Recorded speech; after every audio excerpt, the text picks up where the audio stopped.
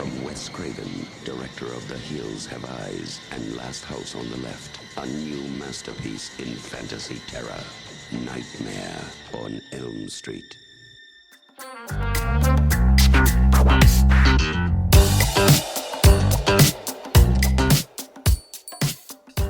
Welcome to the Real Buffs Podcast. I'm your host, Charlie.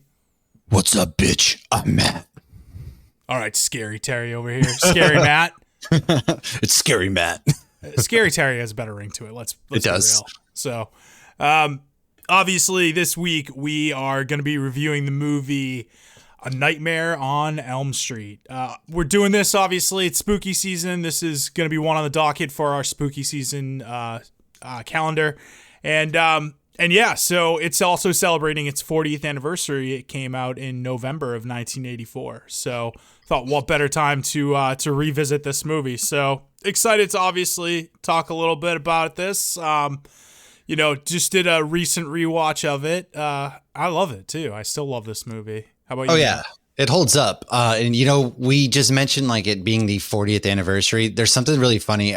We were driving, my wife and I were driving, and she was talking about something 30 years ago. And then I was like, yeah, I didn't know that came out in the 70s. She was like, what are you talking about? I go, 30 years ago, it's the 70s. And she's like, dude, that's the 90s.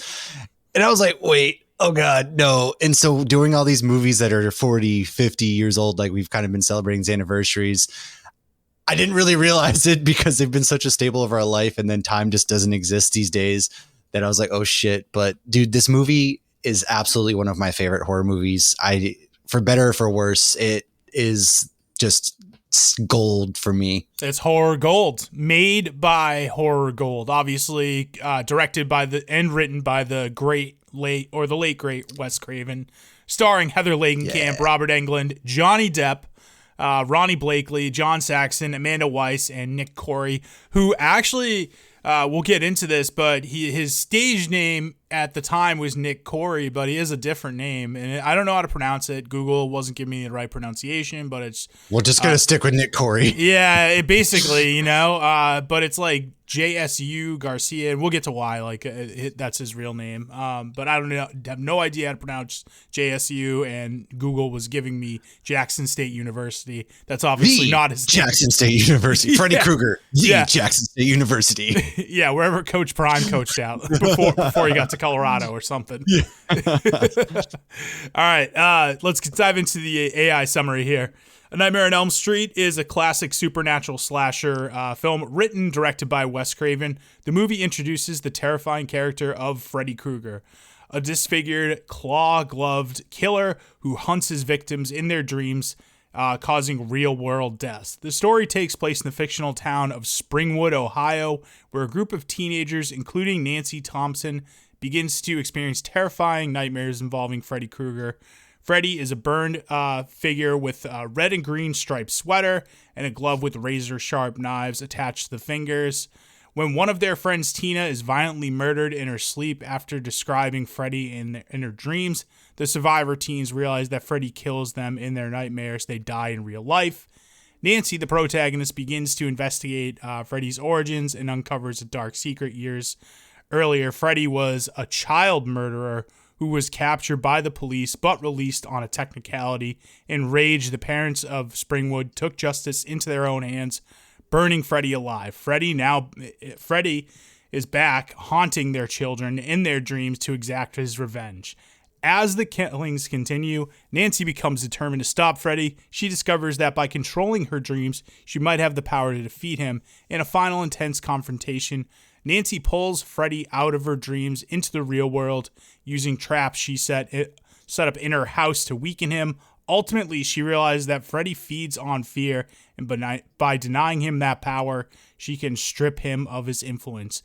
She turns her back on him, and seemingly he vanishes. However, the film ends with a surreal and ambiguous sequence in which Nancy appears to escape the nightmare, only for her and her friends to be pulled into a bizarre, dreamlike trap. Again, that's suggesting that Freddy's reign of terror might not be over after all. A Nightmare on Elm Street explores the boundary between dreams and reality, using nightmares as a metaphor for unresolved trauma and fear. Freddy Krueger became an iconic villain due to his unique ability to invade the subconscious, setting him apart from traditional slasher villains.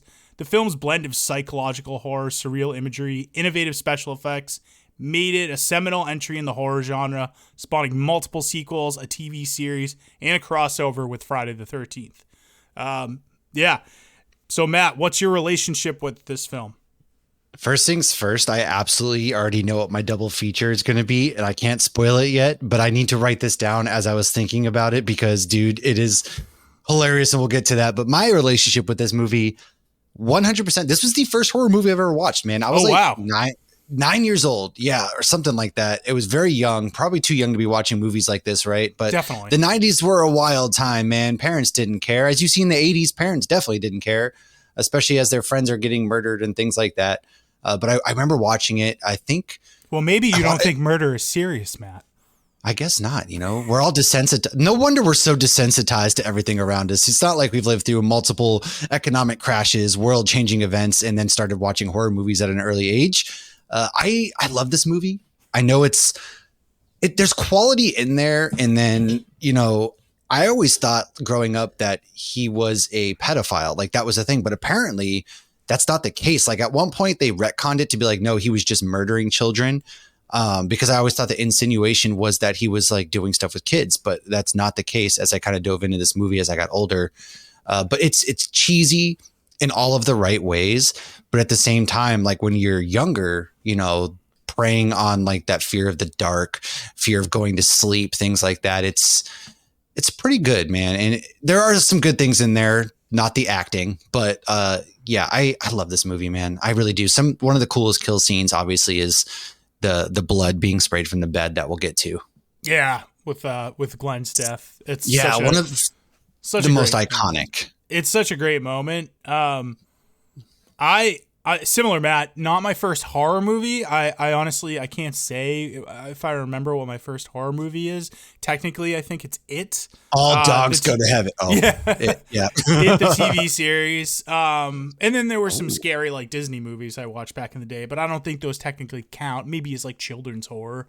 But this was definitely the first slasher I can specifically remember. And I remember... I could never really remember the whole movie, like from my first viewing. I always remember the parts that really creeped me out the most. And there was 3 specific ones. The first one is Nancy's Hold on, let me guess. Nope, it's Nancy's dream sequence when you're not going to be able to guess it. It's Nancy's dream sequence. I was going to say her mom's makeup, but that works. Yeah. It's totally her mom's makeup. I mean, it's Ronnie Blakely's performance. It was awful. I mean, as a kid, even as a kid, then I just had the intuition. It was the fact that her first friend was at Lisa. Looks like she's about 47 years old and should not be hanging out with teenagers. Yeah, exactly. No, so it was Nancy's dream sequence in the classroom that stood out to me, and specifically. Yeah. Tina in the body bag. The imagery of her in the body bag always creeped me out as a kid. That was probably the scariest thing I saw. I don't remember what age I saw this at, but it was young and it was before I saw Halloween. So this was sort of like the one that stuck out to me. Well, but Halloween isn't like gory in the way that this movie is. You know what I'm saying? Like Halloween, they don't show blood, but this movie, like the body bag, she's like suffocating and it's a bloody sequence. It is. So it's kind of something about it. I definitely see where you're coming from. It is. And it's just very creepy the way it's shot and everything. And then the other one that you talked about before was Glenn's death, like in the bed. Mm-hmm. And then the other one was Nancy setting the traps in the chase scene.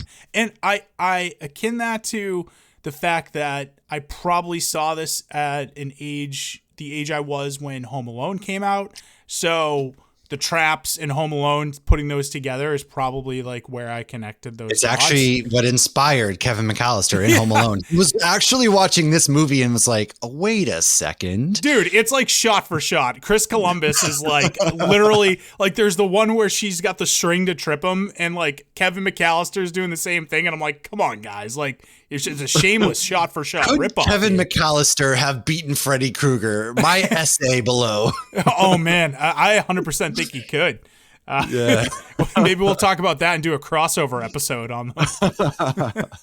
I mean, yeah, dude. So those are like the main things that stuck out to me. I always remember watching these horror films. And then I got to obviously watch the sequels years later, Dream Warriors, the second one, which, Freddy's Revenge. Yeah, Freddy's Revenge, which is basically, it's a lot of subtext, homosexuality subtext in that one, big time. I just watched Freddy versus Jason again this week, and it's funny to see where Freddy starts and then like how comedic he is by that movie. Oh, I know. Yeah, he gets there like the fourth one is really what cements it. I mean, the third one he is a little bit more comedic, but I still think there's that scary edge to him. Well, he doesn't talk like hardly at all in the first movie, so it's interesting. Yeah, he really doesn't. Not nearly as much. Not nearly as much as he does in the sequels. So, but like the fourth one is like really what like makes him that comedic character. I mean, dude, it like literally starts off with Freddy putting on sunglasses. It's like, give me a fucking break. Yeah. Weekend at Freddy's. Yeah. It sounds like a good time, actually. Yeah, honestly, like, hey, cool. All right. Yeah, so that's where I remember from. I've always had a good relationship with this film. Freddy was never the scariest of the slasher icons for me. No. But I've always had a warm place in my heart for him because I enjoyed him so much. And even when I started to enjoy horror, like as I got older and less scared, like, going into my preteens and teens, then it's like, okay, Freddy just became like a comfort watch in this genre. That I'm glad you say that, because that's exactly how I feel about these movies. There's something that's like, oh, if I'm going to put on a horror movie and I might fall asleep to, ironically enough, it's probably this movie, like Nightmare on Elm Street series, because you're right. There's something oddly comforting in that.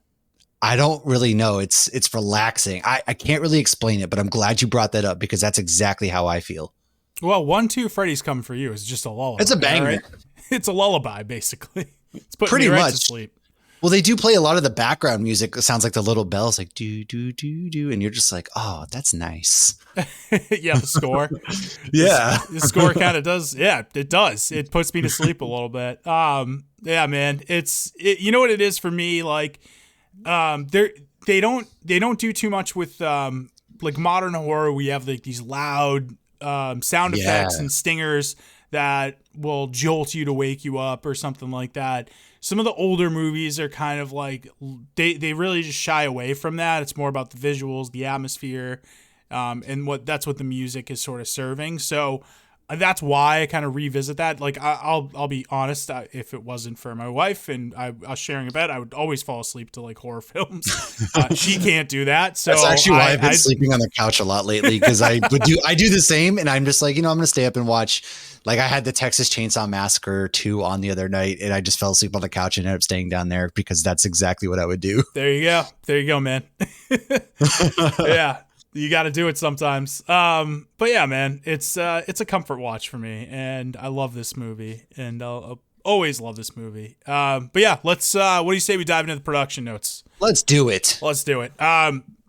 So actually, what's great about this movie is that they have a great documentary on the whole series called The Never Sleep Again. And it's like the whole series. So like I got a lot of that information in my research from that. And then also the same book that I used last time when we talked about Texas Chainsaw, Real Terror by David Cano. He dives into this one as well. This is based loosely on a real thing where people died from their nightmares, allegedly, like the Philippines, right? Yes. And it was an LA Times article, and we'll dive to that in the production notes when we talk about that. So Wes Craven, at this point in his career, he'd already done 2 good horror films, The Last House on the Left and The Hills Have Eyes. So in the time after The Hills Have Eyes came out in 1977, Craven hit a bit of a lull in his career. It was just making his bones doing rewrites. But he also did an adaptation of a DC comic, Matt. Care to guess which one? Oh, it's not. Was it The Phantom? No, that came later in the 90s. That's Billy Zane. The only one I could think of out back then was like Superman. Honestly, like nope, Swamp Thing. They made a Swamp Thing movie back then? Yeah, dude. Early 80s. Don't even get me started on how badly we need a Swamp Thing like horror style movie to come out, because I love Swamp Thing. The comics are some of my favorites, like loosely quote unquote horror comics to read around this time of year. So don't even get me started on that. That's cool. I didn't know Wes Craven did a Swamp Thing. Yeah, he did. And obviously it wasn't as big of a commercial hit as it, it should have been. Obviously horror. I mean, the comic book movies aren't what they are now, certainly. Oh yeah, for sure. Yeah. So, I mean, at that point in time, slasher movies were more of a box office success probably than comic book movies. Easily. Yeah. And obviously, less expensive to make. So, so Craven, though back in his days in college, he started journaling his dreams. So, and there was this, dream sequence in Last House on the Left. And according to Craven, fans responded to this scene. So he just felt like there was like, I have to do something about dreams as like a whole film. So that's where like this idea started marinating, I guess, for him.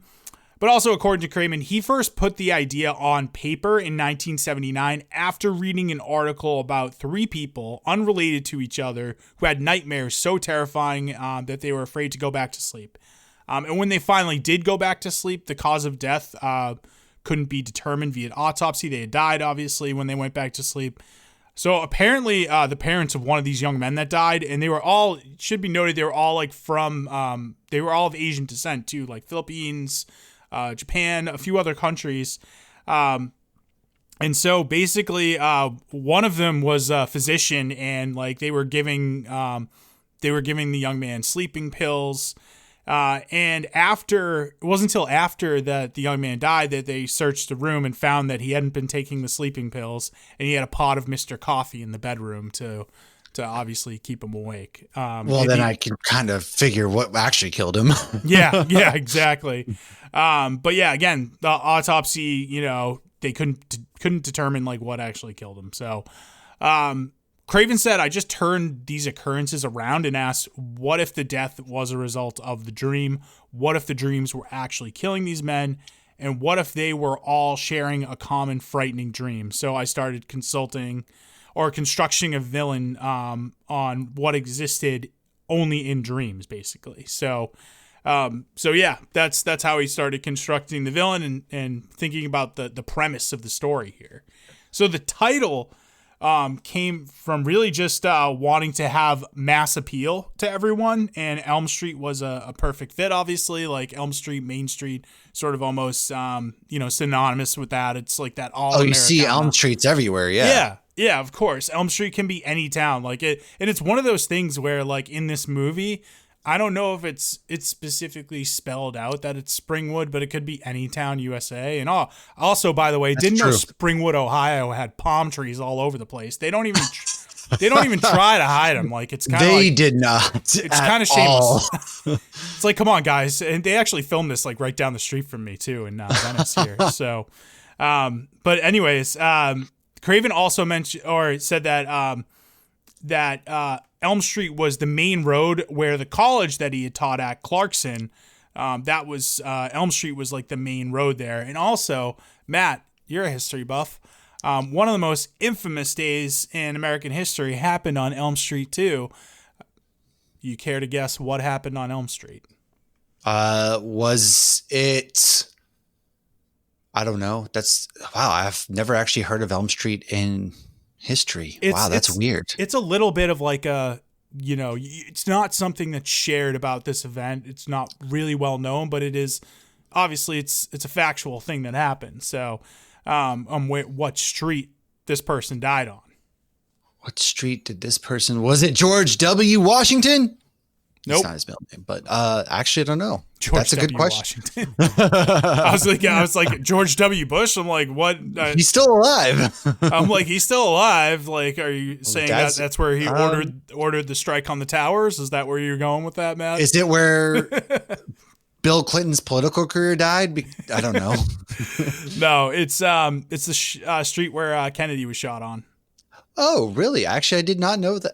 I never knew it was Elm Street, I guess. I never paid attention. I knew it was on the parade route. I didn't actually know it was Elm Street. That's kind of cool. Neither did I until obviously I just figured it would have been Martin Luther King Boulevard.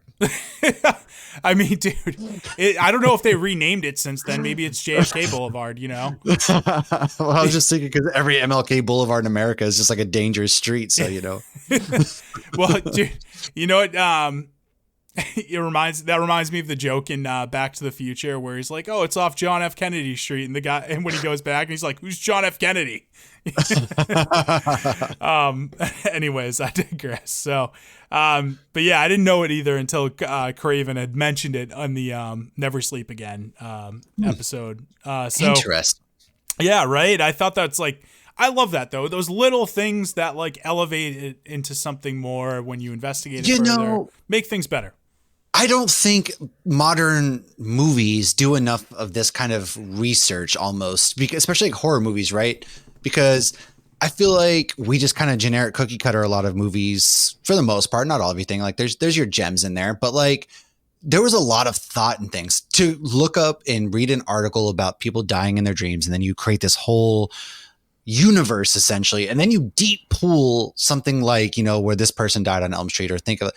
I almost feel like a lot of movies don't go to that degree a lot of the time anymore. And that might be kind of why like modern cinema is kind of how it is too. It's just like, okay, sure, whatever. And aside from a lot of other things, but I love the amount of research that went into this. Yeah. And it's what, I mean, this is pre-internet, so it's like way more earned too. Like something like that is just way more earned than it is nowadays. Not to say that like looking it up on the internet still takes time and effort and actually thinking about it and applying it. So yeah, sure. I agree. I think anytime like these little things can be added to make it a little bit better, that, you know, whether it, you know, has to do with the music choice, the visual, the title, putting that little extra thought into it just makes it always a little bit better for me. And I agree. So anyways, Craven created Freddy Krueger from various parts of his childhood and his life. The name Freddy came from a bully of Craven's as a child. So, and then there's this one story that Craven tells of like a vagabond in his neighborhood, this like derelict guy, who was really scary. And Craven was looking out the window one night and he saw this guy and he was looking at him. And basically, the guy kind of felt like there was somebody staring at him. He looked up and he saw Craven obviously looking at him from the window, and like his eyes kind of scared Craven, and Craven hid, and then he looked back and the guy was closer, like on Craven's doorstep and just staring directly at him. So very creepy sequence. Jesus. Like something right out of a horror movie. And like Craven just was like, yeah, he almost like took pleasure in like scaring me. And that's something. I mean, he probably was. Yeah, he probably did, you know? You're going to stare at me? I'm going to get you, little bastard. You're like, I'm going to scare the shit out of this kid. This is going to be hilarious. Yeah, I mean, and so it's interesting because obviously Freddy, the character, really does take this pleasure in scaring his victims more than anything. Oh, yeah. So. Well, he feeds off the fear. The fear gives him the power. Right. So that's kind of cool. Right, exactly. So, and the vagabond guy like donned the hat. So that's where the hat came from. And then for the sweater, it was interesting. So Krueger's sweater is made up of two colors, and Craven had read in Scientific American the most difficult shades for the human eye to put together side by side are these colors, like these dark red and greens. And so he put those together and was like, well, this is just going to be like very upsetting. Again, that research to just do something like that, you know? What I wonder is like, those are difficult for the human eye to recognize side by side. Those are like the colors they use in, I want to say in like colorblind tests, right? Like those yeah, they do. Colors. The reds and greens. Yeah. Yeah. So I'm like, so this movie is a nightmare for colorblind people because they're like, what the fuck? Literally. I can't tell them apart. It just looks like a brown sweater. Why is he wearing this? What is going on? He wears brown sweater today. It's a literal nightmare for them. All right, so Freddy's look. I'm sorry.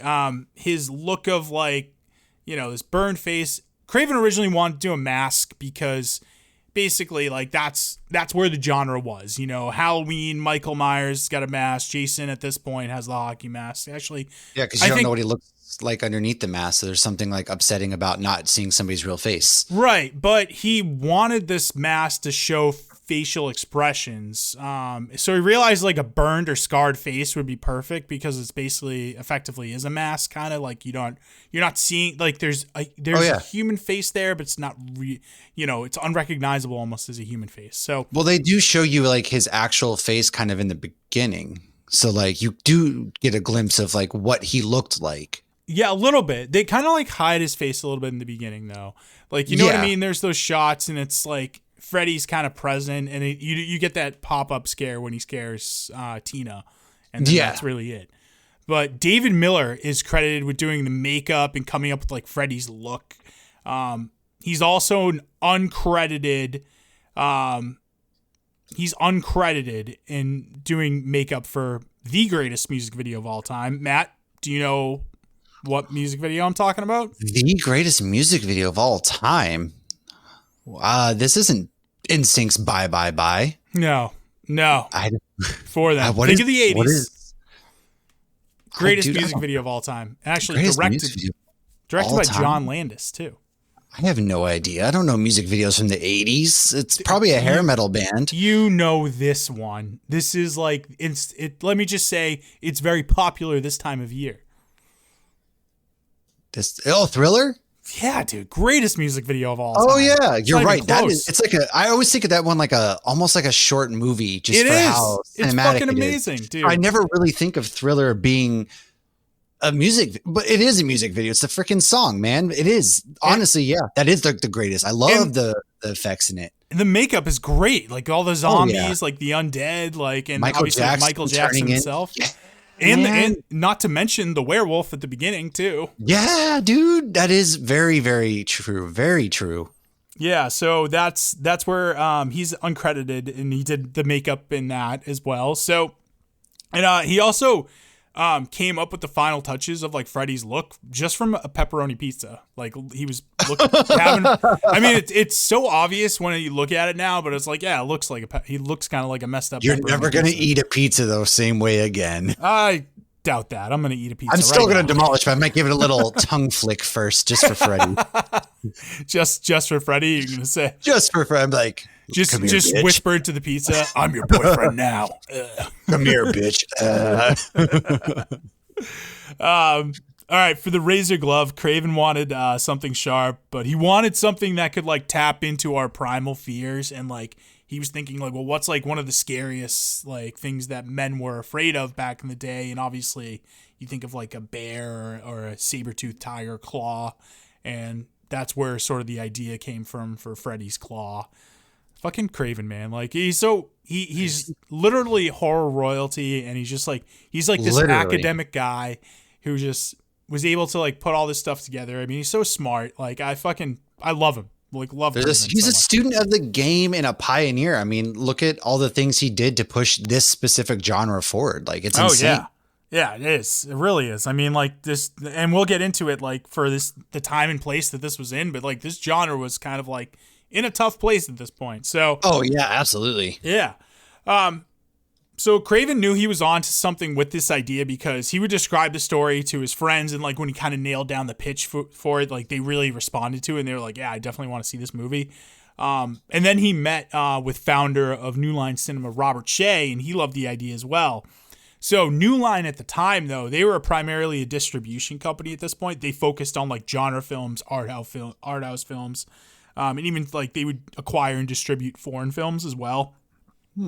Basically, you know, Bob Shea talks about this. Like one of the main movies that they made their money off of at first too was Reefer Madness. It became public domain, and instead, like people didn't know what public domain at the time was. So like they got it and then like would show it at like colleges and army bases and like stuff like that, and you know they would pay for it. So it's like that's how he made his money. I'm like, dude, more power to you. I mean, honestly, that's genius. Yeah, it is. Not gonna lie. So, but New Line eventually wanted to make their own films eventually.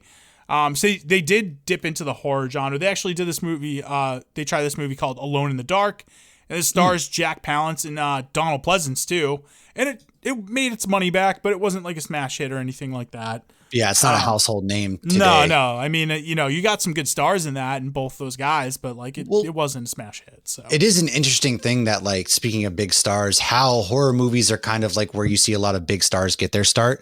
I mean, if Vince Vaughn was first movie was in a horror movie, Jennifer Aniston was in Leprechaun, for example. Paul Rudd, Halloween Paul 6. Rudd, yeah, and I mean, nobody from this movie went on to be a big star, but Jamie Lee Curtis was in Halloween. So, it's really interesting. Time out. Did you just say nobody from this movie went on to be a big star?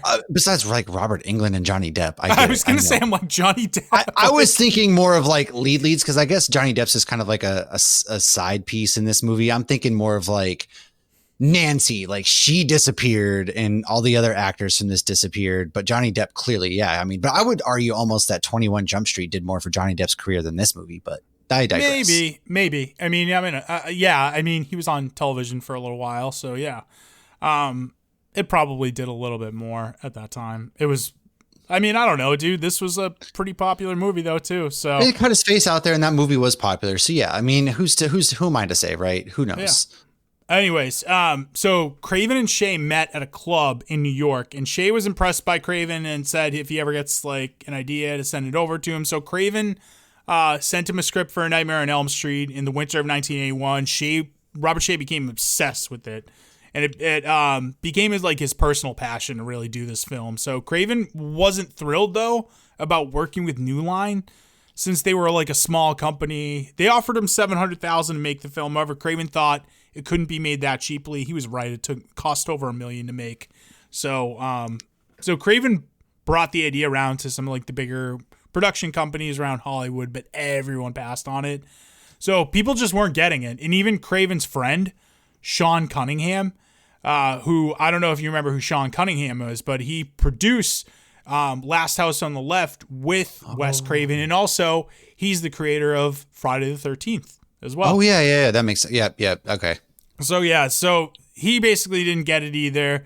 The project was on the shelf for 3 years after 1981. During that time, Craven didn't really direct anything else, so he went broke and eventually brought it back to New Line to do it. So, and New Line was all aboard, on this. So, as far as casting goes, Robert Englund got the part of Freddy, and he was a working actor for a long time. He had a bunch of different like small movie and TV roles all over the place.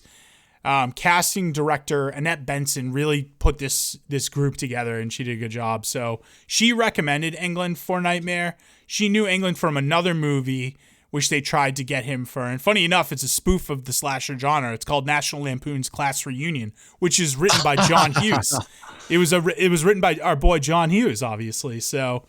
I've never seen that movie, funny enough. Neither have I. I've looked it up. It's not like a great ratings or anything like that. I mean, it's a spoof movie, so... Yeah, but don't get me wrong. Spoof movies can be great. Airplane and Naked Gun are two of the best. True. I mean, the first Scary Movie was quality. Movie. Yep, absolutely.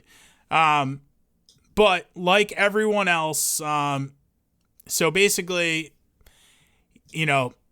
They saw him on that. He didn't get the role for Class Reunion, but like she was impressed with him enough. And obviously Englund met Craven, and he was so impressed with Craven, like loved him, and it wasn't like what he expected. He's just like icon of horror. He's already done like Last House on the Left, which is a messed up movie, and The Hills Have Eyes, and like you meet Craven, Englund meets Craven. He's just like, yeah, he's this like academic guy who's like really smart and very. He's very personable and all this. So it's like Englund's like, I just thought he was a master storyteller. He is.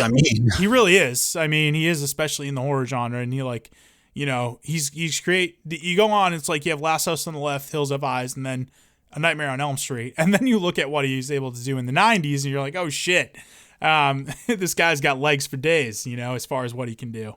Yeah. Heather Langenkamp is cast as Nancy. She basically felt like, with the character, she didn't need to create like another character for this. She thought, she's like, I'm bringing a lot of myself into this role. So Annette Benson, who did the casting for this, like really just, I think, saw that and cast her. Amanda Weiss, who is cast as Tina Gray. She her character comes from a broken home and is like trying to escape that broken home with their friends. Like she brings this kind of loneliness to her character, but she's not a survivor like Nancy. You can kind of tell. No. So like she's just, she has this sort of like depth and sadness to her a little bit. You can kind of see. I mean, you can see it by her choices of boyfriend. Yeah, I know. Rod Lane. And that brings us to Rod Lane too. So, and I had mentioned this before. So his credited name in the film is Nick Corey, but his name is actually Zoo, or I think it's Zoo. Don't know how to pronounce it. It's spelled JSU, Zoo Garcia. So basically his agent at the time gave him the name Nick Corey because Latin actors were not making it in movies much at that time. It's kind of fucked up. So they gave him an Italian name instead, Nick Corey. And then Johnny Depp was famously cast as Glenn Lance. And however, Matt, another famous actor wanted to be in this role, but was too expensive. Care to guess? Jack Nicholson. I don't know. No, dude. Think of like teen actors, younger actors at this time. Younger actors at this time, man. Man, I'm doing terrible today. I'm trying to think younger actors. Who's like Johnny Depp's age that was acting back then, man? Who? Jamie Lee Curtis. I don't know, man. Honestly, it was Charlie Sheen. Charlie Sheen wanted to be? Really? Yeah. That's not a name I would have ever have guessed for. Yeah. Too expensive. That's crazy. $3,000 a week. They couldn't do it. So. Wow. Yeah. He obviously would cost a little bit too much for him. So, and then basically, Johnny got the part because Wes Craven's daughter was like, no, Johnny Depp is beautiful. So like, you're going to give him the part. That's this beautiful man. Yep. And then we got like some of the other roles. We got John Saxon as Lieutenant Thompson, Nancy's father. So he was also played the cop in Black Christmas as well. So kind of like, aligning himself with the slasher genre here and playing cops in both movies, because Black Christmas is, basically between that and Halloween is kind of like Black Christmas is really the first of the slasher movies, but like Halloween sort of what perfected it. So, but yeah, kind of cool there. And then, yeah, obviously they filled out the rest of the cast. Principal photography lasted over a month. So I think it was a 32-day shoot. Much of it was filmed down the street from me, like I said, here in Venice, some in Hollywood. So if you notice, Freddy is also what we talked about before. You had mentioned this. Freddy being a child molester, not a child murderer. That was what you thought. Yeah, that's it. It's sort of implied in the subtext of the film that he was That's that. what I thought. They couldn't do that. So if you notice, Freddy is a child murderer, but originally in the film, they were going to have him be a child molester too. So they made this change because there was a big child abuse scandal at a school at the time. So like they didn't want to have too much bad publicity, people be turned off. So I think it's better that it's like a little bit of subtext in the film. Like obviously there's certain scenes within the film where it's like you see the claw creeping up in the bathtub. That's good scene. Yeah. Sexual. And then he's attacking them in their beds too. Like that's another thing. So yeah. So there's the sexual subtext is there. Okay, for specific scenes and how they shot some of this stuff, because some of it's really cool. For Tina's death scene, which I think is the best death scene in the entire film, it's fucking horrifying. They had a rotating set, and they bolted Rod's character and the camera crew and like the props to this rotating set. And so only Tina's character was the one moving, so it makes it look like she's basically being moved about and up the ceiling in this horrific way.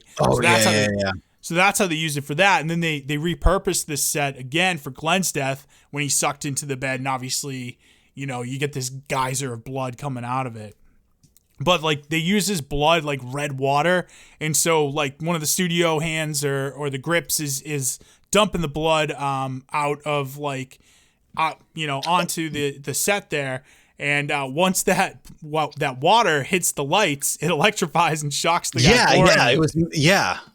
And it obviously it's a lot of water, so the weight of it throws off the set, and it was like kind of a dangerous situation, obviously, because they weren't prepared for that amount of weight change in it. So it's so funny. Like I read about this stuff all the time, like with practical effects in movies. Like something similar happened with like the dinosaur in Jurassic Park, and I'm like, these people not think of like the weight ahead of time? I mean, they got a lot to think about, but like somebody's got to bring that shit up, and be like, hey, is this gonna hold up? We're gonna do water. Like, good idea. Like, well, like it's just even asking the question, hey, we're gonna introduce water. That's gonna add another thing. But anyways, they don't deal with that as much because guess what? Not as much practical effects anymore. So, all right. So and then the last couple things here for the sticky stairs. They were made with Bisquick that was like left out for about an hour to thicken. Ew. So yeah, a little bit gross. Gives that like little thickness, but that was scary. That was actually Bob Shaye's idea to do that scene in the movie too. And then Freddy, the scene where he's sort of hovering over Nancy in the bed, practical effect. They used nylon for the for basically what was the wall that he's sort of like hovering over her. So. And that's it. That's all I got for the production notes. Box office made over $25 million in the domestic box office. Pretty impressive. Yeah. And so obviously it came out late in 1984. So the majority of its bones was made in 1985. Any guess as to where this was on the list as far as movies go in 1985? In 85? Gosh, I don't know. Top 5? I would have to say. No, not even? Like 12? Nope. Way down. Way down. I don't even know what movies came out in 1985. Jeez. Oh, well, I referenced it earlier. Actually, now that I think about it, one of the biggest movies that year, but I don't know. Pretty big box office year. The number one movie from 1985 was Back to the Future, obviously. Oh yeah, I forgot that came out in 85. This clearly one was not doing great on trivia today. That's all right.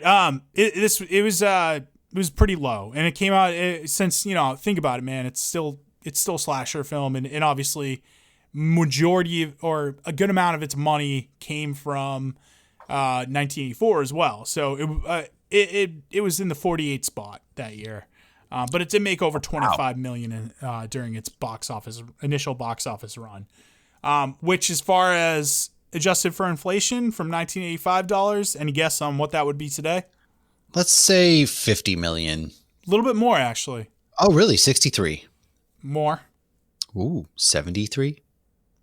Yep, you're pretty close. It was a little over 74. So. Oh, wow. Sometimes I feel like I should play The Price is Right. Gosh. Yeah, we should play The Price is Right. Don't go over. If you go over, then I'll just tell you what it is. So did really well in the box office, though, and obviously made its money back and some. It only cost over $1 million to make, so they had a smash hit on their hands at this point. Right. All right. Let's dive into some of our questions. Is he the best horror movie villain? I don't think he's the best. I love Freddy. Don't get me wrong, but honestly, the best horror movie villain for me is still, Stu and Billy from Scream 1. I love Ghostface personally because for all these supernatural, like Michael Myers, Jason Voorhees, Leatherface, like sure, they're iconic, especially Michael and Jason, right? But they're supernatural. You know what I'm saying? Like there's something supernatural about them. And the reason why I love Ghostface so much is that Ghostface takes hits, man. Ghostface gets his ass beat at times. And there's something that I enjoy about that in the fact that there's nothing supernatural about Ghostface. They're just regular people in the costume, like Stu and Billy, and they're taking hits. They're clever, all that kind of stuff. So for me, I personally prefer Ghostface. I do love Freddy. He's in my top 3. I got Michael, I got Ghostface, and I have Freddy in my top 3. Rounding out the Mount Rushmore, if you will, is obviously Jason Voorhees. But I do love me some Freddy though. Yeah, I think he might be the most iconic horror movie villain of all time. Ooh. Scariest is another thing, and I think it depends on what is scariest. Like, because some people think that, the dreams aspect, like invading your dreams, is so personal to people. Like, I think that does freak people out. Michael Myers, the way he's shot, freaks me out the most.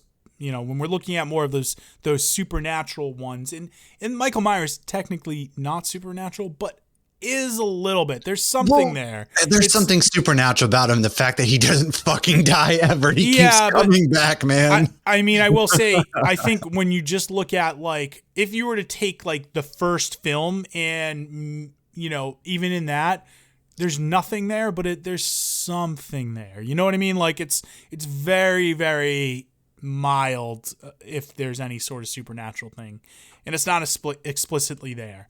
So I think, and I think my argument for this is though that he scares me the most in how he's shot, and what scares me about him is that he's creeping around.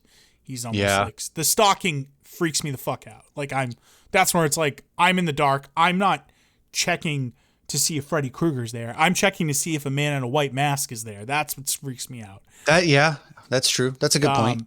So I think he preys on that fear of the dark a little bit more, and that I have, which is less of a fear of dreams. This is weird because I definitely have like nightmares too. Well, there's something like you're supposed to be, it's like personal, right? I mean, your house, it's supposed to be a safe haven for you. So like in your bed, you're supposed to be safe, right? Yep. And so like you're supposed to be safe and everything. And so there's something creepy about that. Same with like Michael Myers, right? He gets into your house. Like Jason doesn't come knocking on your door and getting in your house. Michael does. Ghostface does. Freddy Krueger's in your dreams where you're supposed to be safe and asleep and you don't think anything could really hurt you in your sleep. So there's something creepy about that. Yeah, Jason is sort of like I always found him to be less scary because I'm like, all right, well, unless I'm camping near Camp Crystal Lake, I really don't have much to worry about. But I think, Leatherface, again, similar to Jason in that way. Like, I'm not going near the Sawyer residence. Yeah, but I'm not going to be going to random ass house in Texas. No, thank you. Yeah, exactly. I think where I think like some of like the real, the people who exist in our reality a little bit more, or would be more plausible, like somebody like Hannibal Lecter or even Buffalo Bill from the same movie, freak me the fuck out way more. That's scary because those are like true psychopaths. Like you said, even Ghostface and Stu, similar. Although, Ghostface and Stu, well, they invaded your friend group, which that's people you trust. I mean, right there, that too is also creepy because like with, your friend group, those are people you trust with your secrets. Usually, right? And so there's something about like, oh, wow, if I can't trust my closest friends, who can I trust? So there's like that psychological aspect to it. Right. Yeah. I mean, that's true. Like they're invading your friend groups. Yeah. Yeah. Yeah. That's creepy. It's sort of like, so who do you trust at that point? Yeah. Yeah. I mean, that's where I go. I do say he might be Freddy might be the most iconic. I don't think he's the best though. Fair to say. I think because when we looked at that, if we're looking at a scale, you have to consider what's scariest. Freddy's somewhat scary for me. He's not the most scary. Like there's other ones that I find. I don't say he's scary. Yeah. Cause he's over here just like clowning around, man. Yeah. He really is like, he's making a joke because to him, he's having fun. And right. So by joking around, and that's almost like scary in its own regard, right? Like he's killing you, but he's having fun with it and joking around. That's scary. But like to the viewer, it's not really that creepy at the same time. Yeah, exactly. You were kind of like having fun with it a little bit too. All right. Is this the best slasher of the 1980s? Ooh. I actually think that one of the sequels is better than this one, to be honest. Ooh, really? I haven't seen the sequels in a while, so I'm interested. I'm a big fan of I would say this is most fans of this series would say, 3 is one of the better ones. It might be better than the first one. And if we're limiting it to the 80s, obviously if we're looking at the 90s, New Nightmare is the best in the series by far. But I think that, Dream Warriors might be a little bit better. And if I don't think that this is the best, I think that this actually might be Dream Warriors might be the best of the slasher in the 80s. Because we've got the two Friday the 13th, we've got all the Friday the 13th movies are in the 80s, but part 2 and part 4 for me are the best in that series.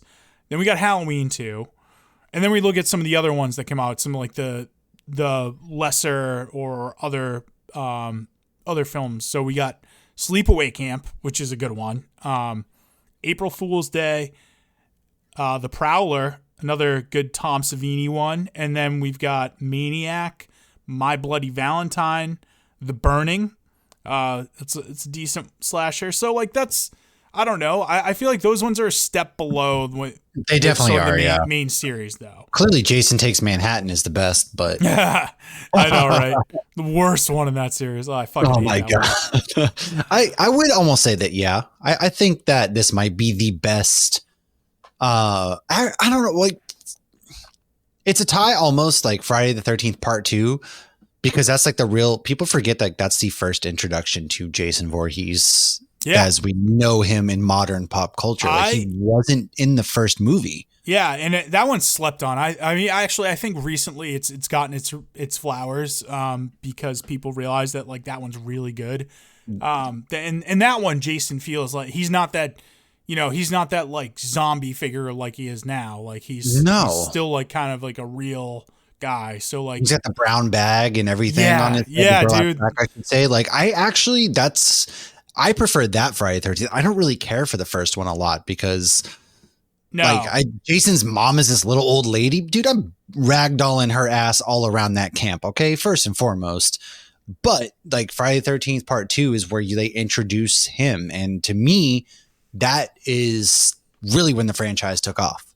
Yeah, exactly. I mean, that, and then the third one, obviously, they introduce the hockey mask, and that's the one that Jaws 3D ripped off too. Anyways, and then the final chapter is, I think, the best of the Friday movies, which is, obviously it didn't become the final chapter, but that's the fourth in the original installment. So I think that's probably the best. That's where you get like some of the most memorable characters. Tommy Jarvis in that one. I think fourth is probably the best, with 2 sneakily being right behind it as far as that one goes. But to me, I think I come to Dream Warriors, and Dream Warriors is definitely like, it's probably the best of the Nightmare series when we're looking at, besides New Nightmare. I think New Nightmare's the best, but yeah, it's the best as far as limiting it to the 80s. I love Dream Warriors. I think because that takes Freddy a long time, and that's the one where Wes Craven wasn't involved with the second one, but he was involved with the third one. And his original treatment of the script, I'd love to read it, but it's fucked up. It's even more fucked up than what that movie is. Again, another few famous people in that movie too, that are in that. What's her name too? Patricia Arquette, obviously the main protagonist in that one, and then Lawrence Fishburne is in it too. Oh, I always forget he's, again, like I haven't seen that movie. Gosh, 15 it's a good years. One. That's one I have not seen. We should watch that. It's a good one, man. We'll have to, yeah. And like for that one too, we wouldn't even necessarily need to watch the second one. The way the Nightmare series unfolds, like you could skip over the second one and you could go from 1 to 3 to 4, and then that sort of follows its path from there. Or you could even watch 1 and New Nightmare. Nightmare series kind of like is way more cohesive than I'd say Halloween is as the timelines go. But I mean, most things are. But I would say like you can skip over the second one, or you can go from the first one to New Nightmare, and you don't feel like you're missing a ton. You know what I mean? When you go into those sequels. So that's how I feel. But all right. So you're sticking with this one though is the best. I am. I'm going to stick with this one. Yeah. Okay.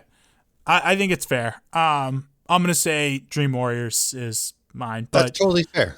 All right. Here's a question though. Is Freddy Krueger the biggest 1980s pop culture icon? Because he's up there. No, I mean, dude, come on. He's up there. I mean, he's in the class though. Like let's tier him right now. We've got Arnold Schwarzenegger, Cyndi Lauper, Hulk Hogan, Madonna, Michael Jackson, Mr. T, Eddie Murphy, Magic Johnson, Larry Bird. Honestly, is he in that tier with them? I mean, I would say just about, because I think as far as movies go, yeah. But I mean, nobody's beating Michael Jackson. People would literally faint when he popped out at his concerts. He would just stand there and people would pass out. But my personal bias comes in, and I'm saying it's Arnold Schwarzenegger, man. Like, come on, you got Predator and Commando, like some of the best cheesy movies of all time. And then what Arnold became like a pop culture icon figure from that time. Yeah, I mean, where we're talking basketball stars, Larry Bird, Magic Johnson, like they're still doing a lot, but I think they're not as well. People know who they are, the common people. I mean, Eddie Murphy's also big. I would say, like, that's hard, right? Eddie Murphy's also really huge, and then everybody knows Mr. T from Pity the Fool. But I mean, it doesn't get bigger than Michael. Was Pity the Fool his star film there? Well, I'm just saying, like, everybody, like, you might not know who Mr. T is, but if somebody says, "I pity the fool," they're like, "Oh, obviously." But I think it's Michael Jackson, man. By the way, Pity the Fool sounds like it's got to be like an art house film, an art house like depressing film or something. But yeah, man, Arnold's probably one of the top tiers. Arnold, Hulk Hogan, Michael Jackson, Cyndi Lauper. I left Hulk Hogan off for a reason because he's a piece of shit. Yeah, whatever though. I mean, you can't deny that. Yeah, Hulk Hogan was a big figure, but God, I fucking hate Hulk Hogan. Yeah, I know. Talk about childhood being ruined by how shitty person is later in life. Yeah, man, he's up there in this tier of like pop culture icons that come out of the 80s. I mean, he's not, I would say it's not after the first movie, it's more after like the subsequent ones that Freddy becomes as big as he is. So, all right. Next question. Is this the peak of scratching sounds? The razor scratching sound? I've got one other contender. And it's the introduction of Quint in Jaws when he scratches his nails on the chalkboard. That's a good one. I don't know. What do you think takes the cake on that one? I think this does, because I hate that noise. It's so like, gross. Yeah, dude, I would personally say that I think it's this. It's definitely this. I think it's Quint in Jaws, actually. Hey, it's okay. More it's actual nails, and it freaks me out even more. I'm like, like razors I can wrap my head around and like think, I'm like, I don't like it. It's still an unsettling sound. And props to Craven for putting something like this in the movie. But I think, yeah, with it actually being nails, the sound design. Oh yeah. And also Jaws won an Oscar for sound. So, I mean, yeah. Not to say that, obviously, let's be real, Nightmare would never be considered for any sort of Oscar. So, no, not ever. No, not now, not ever. No, it wouldn't. Unfortunately. Yeah, but I'd say it's Quint and Jaws. But all right, cool. Discussion points. So let's talk about slashers at the time, because slashers at the time were really like, kind of hitting a little bit of a lull. So they really start, I mentioned this before, back in 1974, and it's not, we talked about it last episode with the Texas Chainsaw Massacre. It's kind of like it is got the formula for a slasher. But Black Christmas is really like the slasher, because you get the killer's POV. That's like an important part of a slasher film, right? Yeah. You always get those shots. Like you think back to Black Christmas, they have that, but Halloween, the opening shot in that is all from the killer's perspective. So, we really started in 1974, but Halloween really popularizes and perfects the template in 1978. And from then on, definitely agree. Yeah, dude, that's where it really becomes. And obviously Halloween being the biggest hit, or a big hit, especially for how cheaply it was made, that's where like everybody else wants to copycat it. Now they're like, hey, we've got this formula to do. People seem to do it. And it's just such a cynical approach to like what made Halloween successful. It's like, it's not the formula. It's like how they shot everything. So Yeah. 1979, we get When a Stranger Calls. And in 1980 is really when the slasher genre starts to take off. So we get all of these movies. You get Don't Answer the Phone, He Knows You're Alone, Christmas Evil, Maniac, Prom Night, and Terror Train. Those are 2 Jamie Lee Curtis films, by the way, with very similar plots. And then, of course, Friday the 13th. That's what kicks it into like mega success gear, because that's really what, if Halloween's what perfects the template, like Friday is what really cements that is, hey, this is the template going forward. You know what I mean? Yeah, no, I would for sure agree with that. Yeah, and have you watched any of these other ones that I've mentioned before, like Prom Night or Terror Train? I've seen Prom Night, actually. Yeah. I've seen My Bloody Valentine. I've seen Prom Night. I've seen Sleepaway Camp. I've seen a lot of those like older movies as well. Christmas Evil I haven't seen. No, I haven't seen Christmas Evil. I've seen When a Stranger Calls. I don't think I've seen the original one. Yeah, I saw the remake though. I know what you're talking about. Like in 2006. I've seen the remake. Yeah. That's with, I forget who's in it, but that was a good movie. But I don't remember a whole lot from it. I haven't seen Don't Answer the Phone or He Knows You're Alone, so I really don't have anything there. Yeah, neither have I. And then so after 1980, we get some of that, like the other. I have seen Terror Train. Sorry, real quick. That movie's silly as all can be. Like, cause silly, and Harry and I went on like a Jamie Lee Curtis old style horror movie kick, and so that's when we watched Prom Night and I think Terror Train back to back. Yeah, those are good ones to watch back to back because they're very similar plots and everything. Yeah, like that.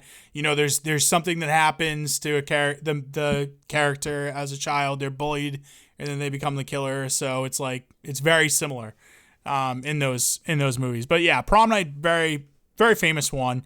And then I would say we get some of like the best the genre has at this time with after Friday the 13th. We get The Burning, My Bloody Valentine, and Prowler. And then obviously you get the sequels. You get Halloween 2 and then the Friday the 13th sequels. So like that's where we make Michael Myers and Jason like these main franchise antagonists.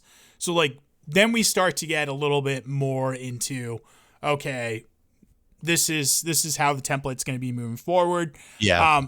I will say that the next after that is like where it takes a little bit of a dip. You get Sleepaway Camp and stuff, but basically this was like the genre hit like a lull. It did. It hit a little bit of a lull. Friday the 13th, they thought they were ending it at this time because in 1984, the final chapter, which obviously how many final chapters are we getting? Yeah, I know, right? Like not the final chapter at all. That comes out, and so we're kind of winding down. You get a couple good ones in there, but you know, like Sleepaway Camp and stuff. But it's not what it was. So it's like we're getting slasher fatigue. So Freddy or Nightmare on Elm Street was really just this, it was a breath of fresh air in the genre. So the other discussion point I want to have was like, so I read this essay by James Kendricks called Razors in the Dreamscape, Revisiting a Nightmare on Elm Street and the slasher film. And so he looks at A Nightmare on Elm Street and both how it affirms and undermines several of like the structural components that make up a slasher. So, and one of the defining characteristics of a slasher is that they're grounded in reality, most of them. Like, you know, even though Halloween and like we talked about, you know, Jason or these Friday the 13th movies, you know, there's a supernatural element to the characters. It does kind of ground itself in reality, you know, like a lot of horror films at the time or before Halloween, you know, there's a supernatural element to them. You think back to Exorcist, like we talked about last year, you know, it's this supernatural thing. There's sort of this like logical explanation of what is happening, but it's also, you know, it's rooted in like religion or right. some mysticism or something like that. So that's one of the defining characteristics. So he looks at this and is basically like, this is like a hybrid of a possession/slasher subgenre because there's not an explanation or logic of what's happening though with Freddy. Like it's dream logic. And so it's something that's like outside of like what we're used to happening. Whereas like, you know, hey, we, you know, in possession films, like we logically can think of it with our understanding of religion, you know? Mm-hmm. And then in possession films, like the goal is to get people of authority to believe you. And that's what we're doing in this film a little bit too, is the kids are trying to get the parents to believe them that Freddy is attacking them in their dreams. So, but I thought that was like, it's really insightful to look at it that way, because I never thought of it as almost possession style film, but those are definitely tropes of like those styles of films going back to Exorcist. Yeah, they definitely pull for that's. I guess I never really thought about that either until kind of talking about it, and it does really make sense. Yeah. Oh, totally. And then there's like another thing too, like that this one does is like there's not really, you know, for most of the other things though, like, or the other slasher films, they're not, you know, those are, you always get those killer POV shots in any of the other ones that we've just talked about. Halloween, even the smaller ones like, you know, Burning, Prowler, you get those perspective from the killer shots. You don't get that in A Nightmare. You're never putting you never do. No. Really. So, and it's interesting to think about, because like, you know, Freddy is in their head though too, you know, so you're always like with the character, because like, hey, it's the character's dream, but Freddy's already invaded that space too. So it's like you're always aligned with like the other character's perspective and not Freddy's, you know? Yeah. And so it's like one of the ways that it undermines the genre a little bit, but also like it's definitely, it lives in the genre. Like it has all the elements to it. Like you have a killer, you have a group of teens, you have adults that don't believe them. And then you also have this, you also have like the final girl as well. Like that's another staple. I mean, you've had the final girl in like different, but this is, I feel like at this point, this is really kind of like the takeoff for your quote unquote final girl. Nancy really starts becoming a trend. Nancy is one of the strongest ones in horror history, I'd say. I would actually agree with that, because, you know, she kind of takes that power back, right? She doesn't really let herself become a victim. Much like, you know, Sydney kind of becomes that ultimate final girl later on in Scream franchise. And then, you know, to another degree, Jamie Lee Curtis also becomes later on.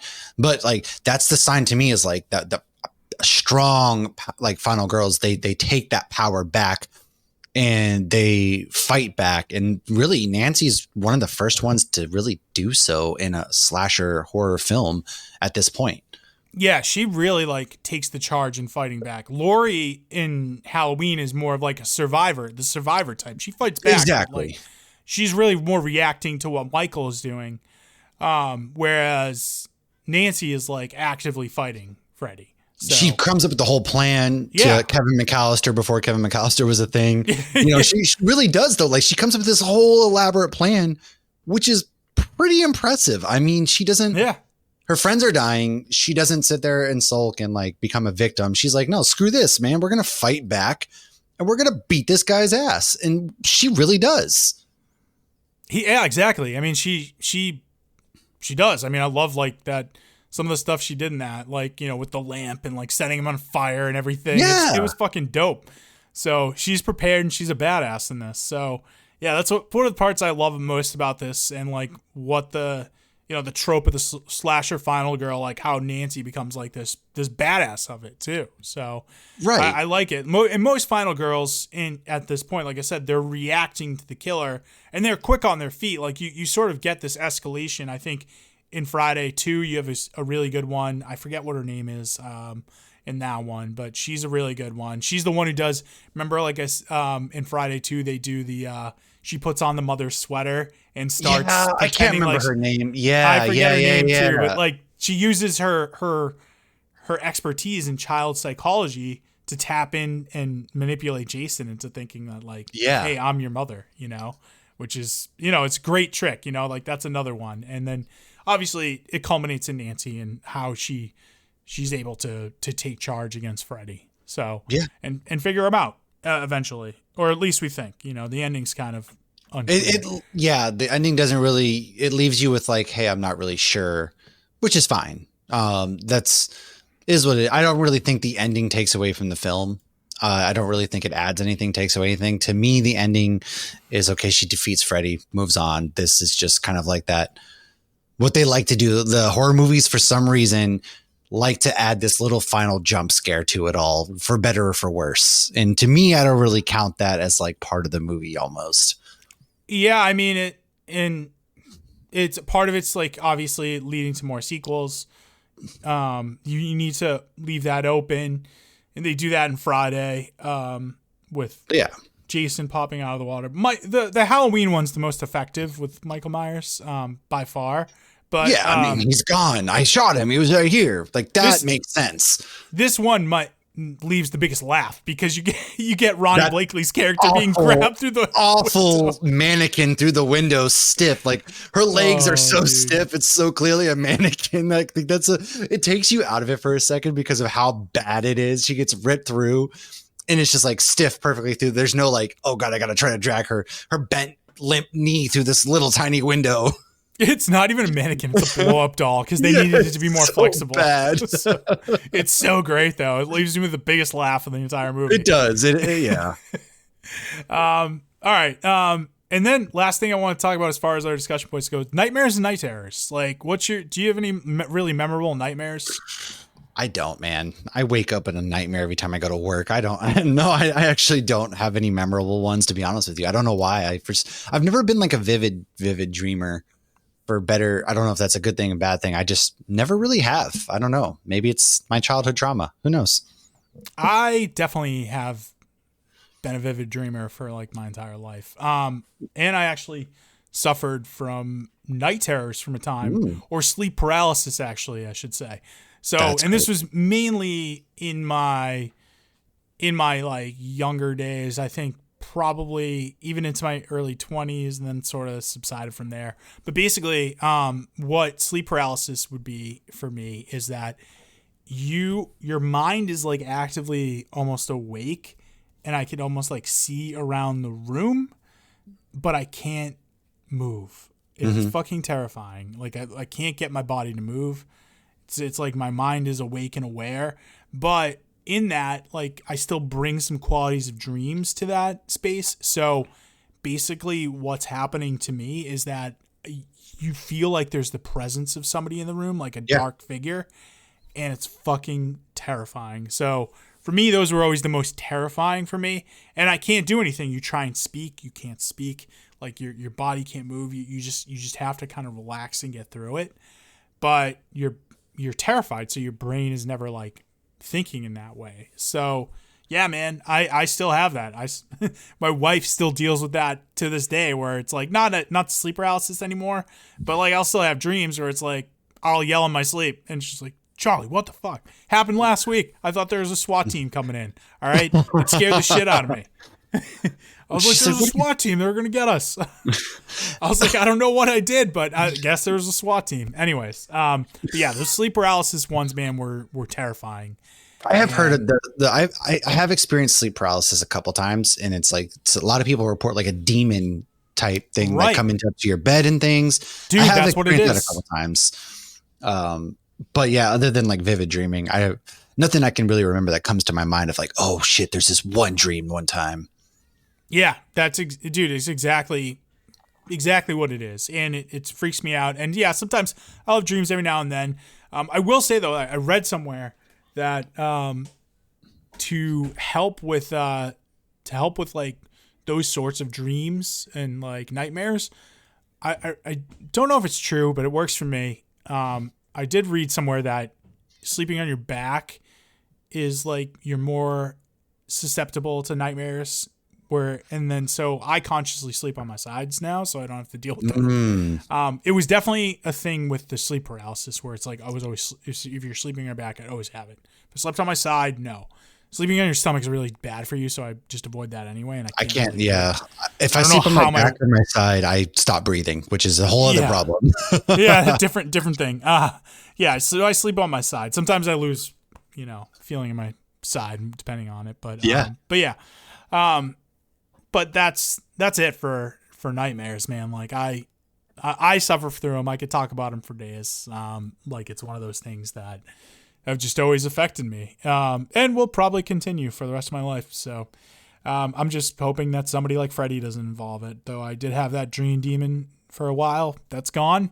thank you. Maybe I'm not feeding into the fear anymore because I talk about it. So I don't know. Interesting. I don't know. Scary shit. All right. Critical reception. This received a 76 on Metacritic, which is generally favorable, and a 95% on Rotten Tomatoes. So pretty powerful critical reception for this film. Yeah. Simon Brond of Empire Magazine said, "What makes Freddy truly terrifying and an inspired invention on Craven's part is that he exists not in the real world, but in the shadowy realms of dreams, obviously." So I tend to agree with that. All right. Awards. Best scene. I got 5, first one is Tina's death. I think, to me, best death in the entire movie. Ooh. And the dream sequence. This is obviously where she falls asleep. Freddy's meets her in the alley. The only thing is it's a little goofy when he does do his Stretch Armstrong thing. Yeah.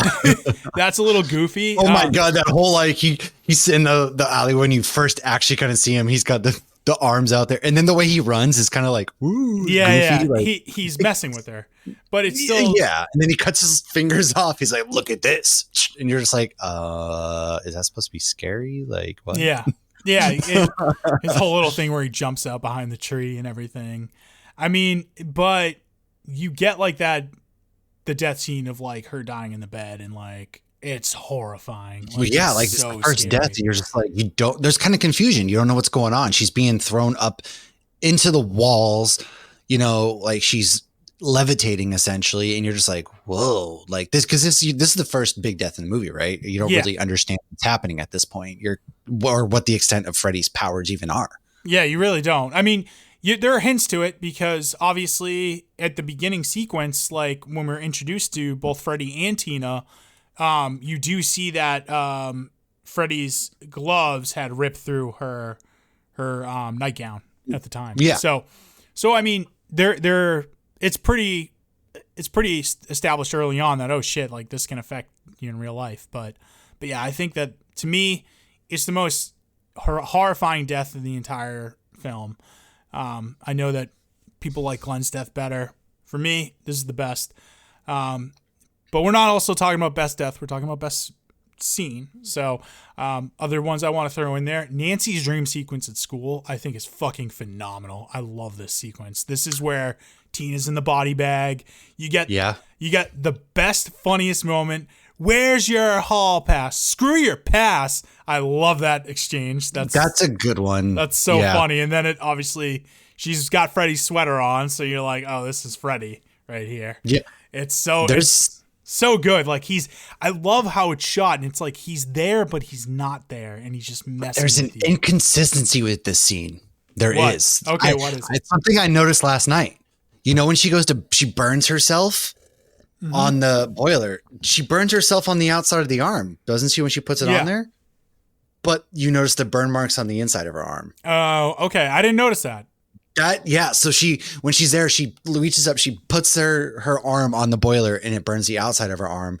But then when she's in real life, she notices this little awful looking burn mark on the inside of her arm. That's the only reason why I'm everything that scene was it's something stupid. I get it, but it's something I really noticed last night. I was like, wait a second. Yeah, but I mean, it's probably an honest continuity thing, but that's really what it is. Yeah. Yeah. They didn't pay attention to the dailies and were okay, nope, we should have done this. But it is what it is. It's forgivable continuity thing. It's all right, whatever. I'm not holding it against this movie sucks because there's this, this whole thing, right? It's a good scene due to the fact that I think the really cool, it's where you first learn that, hey, if you get hurt in your dream, that's when she first understands, if you get hurt in your dream, you can get hurt in real life. So then she starts the wheels turning. So it's a very important. So to me, I think that whole scene is actually the best in the movie because it really ties and puts things in motion.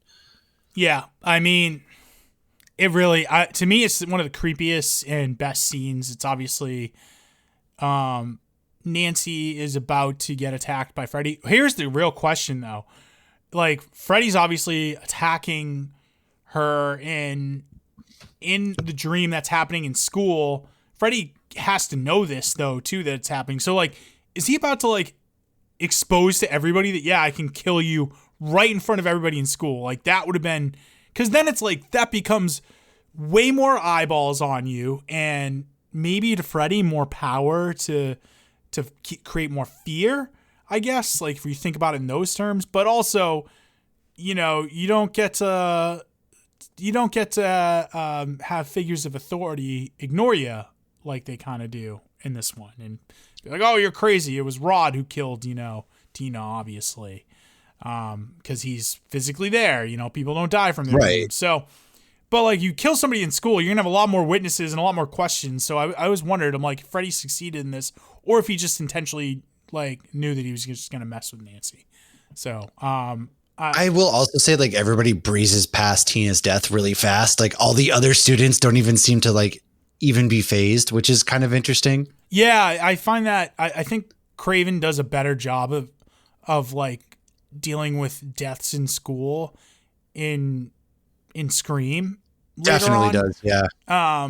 It feels more heavy to the schools, but yeah. In this one specifically, yeah, it does feel a little weird. Nobody's noticed, nobody's phased. We're just moving right through. Yeah, I know. She's walking to school all fine. Rod pops out. He gets arrested. And then she just continues walking like nothing happened. I'm just like, what the hell?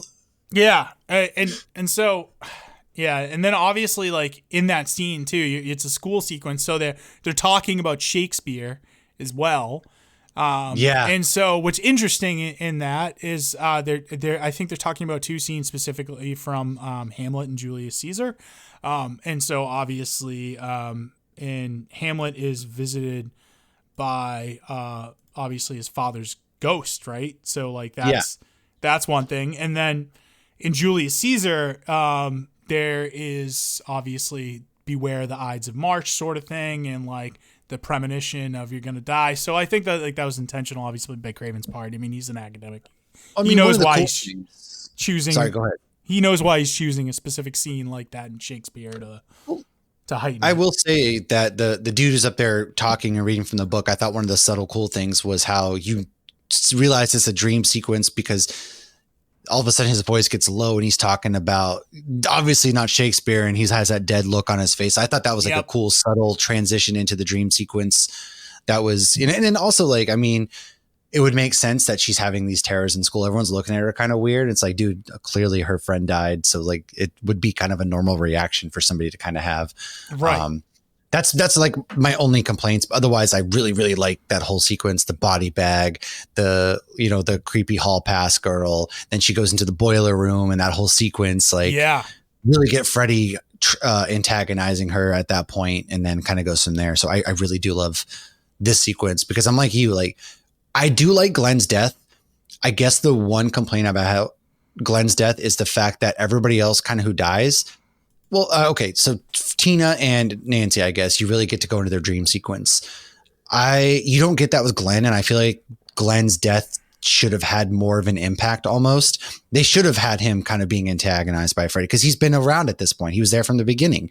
He was with Nancy. He knows what's going on. So I feel like we should have seen, specifically because he was told not to go to sleep. He falls asleep. He gets sucked into the bed. Boom, dead. I feel like they could have paid that scene off just a little bit more by having him and Freddy come face to face in his nightmare, and then have him die in the fashion that he does. Yeah, we don't really get much as far as perspective from like the male characters in this. Yeah. In their dreams, it's mostly Tina and Nancy. But we know that they're having them too. And I think one of the good things about like what they do is like, obviously Glenn is sort of alerted to like, you know, when they start talking about the dream, he like perks up and he's like, what? Like, this is the same dream I've had too. And he's kind of freaked out about it, but doesn't say anything. And then Rod, like he has a similar dream as well too. And then remember, like when Rod first comes to Tina's house in that scene, he's got that little garden hoe thing that looks like a claw.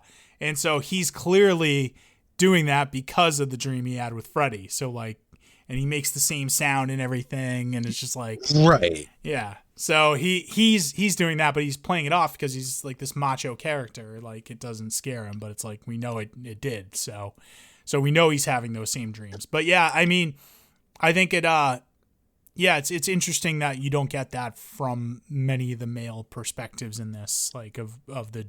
I just wish they had given us, especially because they're so macho and so nonchalant about the whole thing. I do feel like it would have. Yeah, at least Rod is, maybe Glenn not as much, but. Well, Glenn's still like innocent. I do feel like it could have paid off the true terror of Freddy if you just gave us that piece of him being antagonized in his dream just a little bit, because then you would have been like, oh, dude, even like these macho men, quote unquote, are being attacked and they're frightened. That kind of hits home the horror, kind of moves forward that horror needle a bit. Yeah, I think it could. And there were probably budgetary constraints too. I'm sure there's a whole bunch of reasons for sure. Right. Yeah. Because like I like the runtime in this too, but like it's not a long movie by any means. 5-minute dream sequence would have been fine. Like I wouldn't mind that whatsoever. All right. Yeah. Last couple, or the other couple scenes, obviously we talked about Glenn's death now, and the other two scenes I have up for best scene are Rod's death, which I think is kind of like underrated, like obviously he hangs himself, but it's a really good sequence following that. Like we get the dream where Nancy's kind of falls asleep and then realizes what's going on, and they go to the station to find Rob dead, and when he gets hanged and everything, it's kind of messed up. And then Nancy being attacked in the bathtub too is a great scene. Yeah.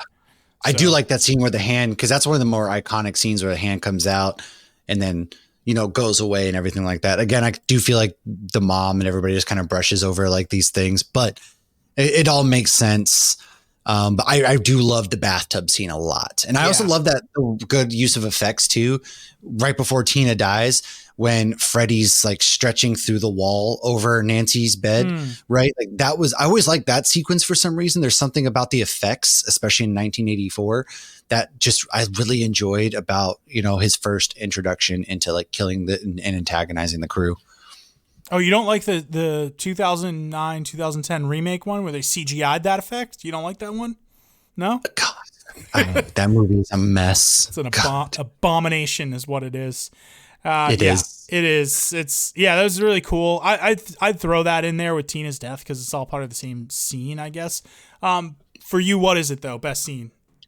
I'm going to go with, you know what? I think I'm just going to go with the sequence in school. I like that because it really kind of moves things into motion and really sets Nancy up to be this badass character. Yeah, I love that too. I'm going to go with Tina's death though. I think that it's the scariest, very fair.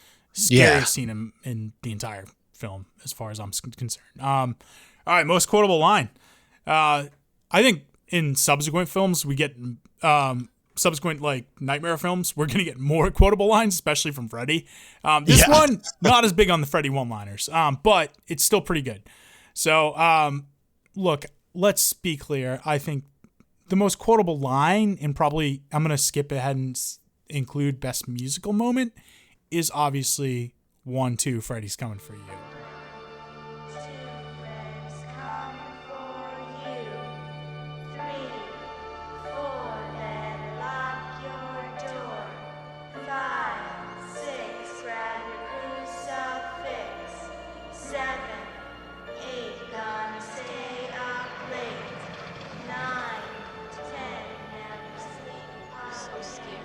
I would agree. It's the best line. It's the best music moment for me. I mean, not like there's too many music moments, but this is something that I always think in my head. Like this song plays in my head a lot, even when I'm not even in a horror mood. Sometimes it just is one of those things that pops in your head. Or if I'm like messing around with the kids, I start to like 1, 2, Maddie's coming for you, like just to mess around with the kids and whatnot and chase them around the house.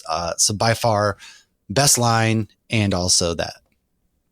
Yeah, dude, we actually created a to the 1, 2, Freddy's coming for you. We created a song for our daughter too, because it ends with never sleep again, and obviously just having a newborn, you don't sleep much. So yeah, we created a one on that. Kids are ruthless. I know. No.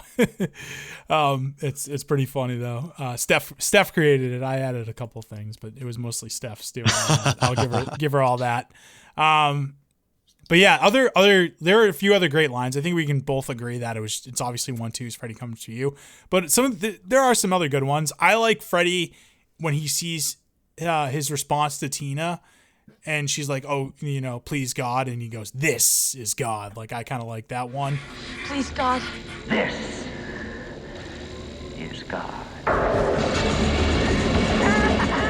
I do like that. It's kind of menacing. Yeah, it's very, very menacing. And I also think that if we're going to look at most memeable moment, like where he's holding the glove up to his face, that's a very memeable moment in the whole film. Yeah, it is. And then the other one that we just talked about too. Where's your hall pass? Screw your pass. Screw your hall pass. Where's your pass? Screw your pass. That's one of my favorite ones. It's hilarious. And then obviously some of the creepier ones, like Nancy to Glenn. She's like, "Whatever you do, don't fall asleep." That's a good one. Whatever you do, don't fall asleep. And his dumbass falls asleep. Yeah, I know. He deserved it. Yeah, I know, right? And then the other one, Glenn's dead. I'm your boyfriend now. I'm your boyfriend now, Nancy. That was a good one. Yeah, Yeah. I did. Because then, like, that's really when, like, because that's the most you really hear Freddy start to speak at that point. Yeah, he does. No, he speaks throughout the whole film, but I mean, I he mean, does, but his voice also is like deeper in this movie too, which adds to like the creepiness of it. Like, versus later movies where his voice loses that pitch almost. yeah, it's definitely a little bit deeper in this film, and I think Freddy's Revenge, the second one, and then it's not as much in the subsequent films after that. But yeah, what's cool about this is like, the prop where it's like the phone turned into like the bottom part of it turned into Freddy's. Like, Oh yeah, yeah. So Heather Langenkamp like took that prop, I think, too. Oh, that's awesome. Yeah, it's a good prop to have. I like that one. All right, memeable moment we already talked about. Do you have any others besides? I like that shot of Freddy when he says, "This is God." He's got the glove on his face. I do like that one. The memeable moment is like with the stretched out arms and then chasing down. Like, I feel like that's pretty memeable too at the same time. Like, all from the same scene too. Yeah. Like, it's that whole like beginning sequence. It is really goofy at its core, and so like the whole running after, like, you could use that for so many things. Like me chasing after a new Lego set or something like that. Yeah, that's a good one. All right, cool. What aged the best? All right, the dream sequences, I think, aged beautifully. Like, they're still so creepy. It's practical effects again, where so it's more earned. It feels like real life. We talk about dreams in 2024, 2025. We're gonna get like a heavy dose of CGI in that to make it sort of, elevated a little bit too much. General, like. Yeah. I think movies rely on too much on CGI these days, especially in the horror realm, man. Like, practical is one thing I am going to die on the hill of. You should always at least incorporate practical in some shape or form, because if you mix practical in with your CGI, practical effects are going to age your movie so much more than CGI is going to do. I would 1000% agree, and I think Mr. Christopher Nolan would agree with that too. He actually likes to do a lot of practical stuff, and obviously we talked about Mad Max Fury Road. They do a lot of practical stuff, so I think, and you look at some of those movies like Dark Knight and Mad Max Fury Road, George Miller, they're doing a lot of practical stuff and they age beautifully. So exactly. So yeah, I mean, yeah, stuff like that. And you use CGI when you have to. And that's it, but you don't try and overdo it. No. I would agree. So yeah, some of the dream sequences I think have aged.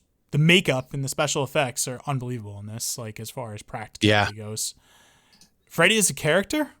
Is he age the best? He's by far probably my number one choice, because you look at the icon that Freddy becomes, and I mean, look at it today. Like, every Halloween, you're walking into like a Spirit of Halloween. You're walking into a Halloween store. Freddy Krueger is prevalent. I mean, sure, Michael is as well, and so is Jason. But always, you're going to have that one person that shows up as Freddy Krueger. Today, you're going to see that sweater everywhere. You're going to, when they're talking about doing documentaries on horror films, Freddy Krueger is always mentioned. And honestly, he's, like I said, he's on the Mount Rushmore. So Freddy as the character aged the best, in my opinion. Yeah. I think he's easily what aged the best. Okay, what aged the worst? This is my number one. I'm just gonna cut to it. Marge's character, which is The which is mom. Nancy's mom, and Ronnie Blakely's performance is awful. I feel like she thinks she's in like a different movie or something. Like She's so bad. like what the hell is going on with her? I don't know what. And then like I truly don't know what direction they told her to go, but she is not in the same movie. She is not even in the same universe as everybody else in this movie. I don't really understand what's going on. So weird. I just like I can't with her. She's like, maybe you don't think murder is serious. Like, first off, I'll blame like her performance on that line could have been so many different things, not that. Like maybe you don't think murder is serious. How could you say that? Oh my God. It's like, what are we doing? What? It's so bad. I don't like it. Awful, dude. Oh I my don't God. It's the worst in my opinion. Like hands down, I could have done without her involvement in this movie, period. Look, I think the drunk mom character who's, hiding some stuff and hides it with alcohol is a good character to have, but like her performance just doesn't match with the film. It's just like, it's off. Like something's off. It just doesn't. She's in a completely different movie. Yeah. Without a doubt. All right, that's my what aged the worst. The only other thing I could say is like, some of the Freddy effects that are a little goofy, that kind of like don't make it as scary, like the Stretch Armstrong thing. Like, but that's really nitpicking if I'm going to be honest. So, but it fits his character in like later movies because he really turns into kind of goofy. And I think that goofiness also makes him scary because again, he's toying with them. He's not taking it serious. So like, I'm okay with that. Yeah. Like, ultimately, I'm okay with that. What I'm not okay with is whatever mom's doing. Like it just drives me nuts. Whatever mom's doing. I hate like looking at her face is so uncomfortable. I would rather stare Freddy in the eyes this entire film than have to like look at, the mom's face anymore. I feel like you're just quoting Rob Riggle in There's something about Step your Brothers. face. Can I fix it? No, I just want one of these to your it. suck hole. Like, okay. Is there something I can do about this? No. Fix your face. Like Kobayashi. No, because like the makeup is so bad too that she almost seems like this fake character at the same time. Like she's not real. Yeah, I know. I don't know, man. It's just off-putting. And then her as an actress is just equally as off-putting. Yeah, it is. All right, moving on here. If you had the Rick and Morty interdimensional cable box, what version of this movie would you like to see? I got the main one, obviously, I'd like to see is with Charlie Sheen, and they keep the child molester stuff in there. Both of those things. That would be interesting, I think, to see. So, I'm gonna go ahead and say it. I want the Kevin McAllister versus Freddy Krueger. I want to go into like, yes, I want to go into some alternate dimension. If we're just going in alternate dimensions, no, I want to see Home Alone lost in my dreams. And that's the movie I want. Oh man. So you want to really, he's really a child murderer in this movie, the movie where he's actually a child murderer. I'm just saying, if Freddy Krueger at his core is a child murderer, I want to see him go toe to toe with the ultimate home invasion stopper. And that is Kevin McAllister, who is equally as psychotic as Freddy Krueger is in different manners. Yeah, I mean, it kind of works too. Freddy's got a red and green sweater on there. He's already dressed for Christmas. So exactly. And Kevin is ruthless, man. He throws bricks and he puts nails and he impales the wet bandits. He lights them on fire. Kevin is ruthless. Freddy might have just met his match. Oh, if you want to go that far though, remember when Kevin's scared of what's in the basement, he tells it to shut up, and that's what denies its fear. So like he kind of would have defeated Freddy earlier. He does. He walks up to that thing and is like, shut up. And the all of a sudden it's closed. Yep. I'm just saying, man, Kevin would have figured it out in an instant. And Kevin's yanking Freddy out of his dreams, and he's beating his ass all up and down that house. Yeah, he probably would. That's a good one, man. I like that. All right, standout performance. Look, let's be clear. There's one, and there really is. the man, the myth, the legend himself, Robert Englund. It is like Heather's Langenkamp's performance. Like Nancy's not acting well in this. Nobody else in this movie is particularly acting very well. Robert Englund himself is the standout performance. I mean, look at what he goes on to do in the horror aspect, right? He's an icon. You don't associate Freddy Krueger without Robert Englund. No matter who they get to try to play Freddy in different movies, what, 2007, 2009, whatever that remake was, where they got the guy from The Watchmen. Yeah, dude, come on. Jackie Earl Haley, yeah. Yeah, and I like him, but he isn't there. His face doesn't even look right in that movie. So whatever. Yeah, man, it's it. And he is that character, and he made that character his own. And I don't think we can really get somebody else to play him. So no, for pound, then, I do like Amanda Weiss as Tina. That's the only one I have for pound. I think she does a pretty good job with the limited amount of screen time that she has. Yeah, that's it. There's not really anybody else that I could really classify, right? Because they really only have a few characters in this movie that we're really focused on. Yeah. You know what? I'm going to go ahead and say it. It's the girl asking for the hall pass in Freddy's voice. I was thinking that too. I'm like, maybe I put her in just that one scene. I'm just going to throw her out there. Dude, she's great in that. Yeah, that's good. All right, who gets an Oscar? Ooh. Wes Craven? I mean, you could argue it's Wes Craven or Robert Englund, but if we're looking at makeup and stuff, David Miller. Yeah. With the special effects. I mean, I think David Miller with the special effects and the practical, like there's there. But I mean, if you're looking at it, Wes Craven, again, there's a few times that he really revolutionizes the slasher genre.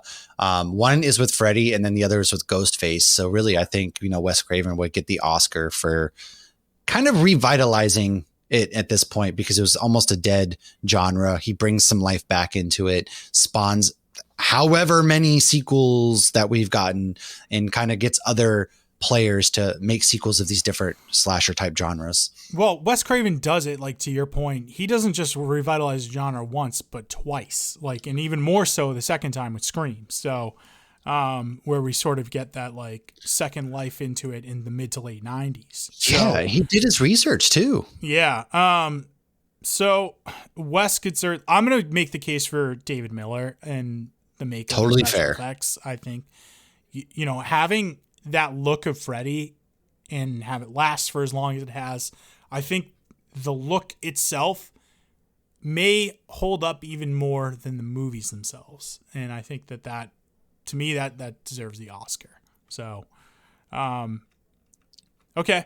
We already talked about music moment. So double feature. I know that you had a specific one that you just thought of. You still got that thought? I mean, well, honestly, come on. If it isn't obvious by now, like before you even brought up Home Alone, I was coming into this movie saying that my double feature is Home Alone 1. It really was. Okay. I was watching it and with all the house traps, and I was like, holy shit, this is Home Alone.